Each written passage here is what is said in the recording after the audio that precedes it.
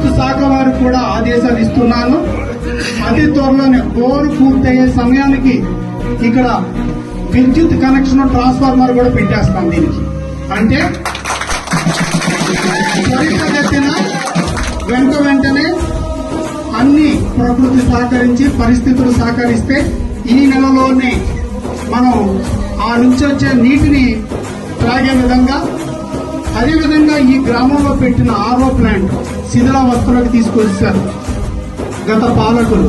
మళ్లీ దాన్ని మొత్తం రీమోల్డింగ్ చేసి ఇది అది ఒకే రోజున, అంటే ఇక్కడ బోర్ స్విచ్ ఆన్ చేస్తే వాటర్ వస్తాయి, ఆర్ఓ ప్లాంట్ లో ప్యూరిఫికేషన్ జరిగి మినరల్ వాటర్ వచ్చేలాగా ఈ రకంగా 2 కార్యక్రమాల్ని ఈ నెలలోనే చేయబోతున్నాం.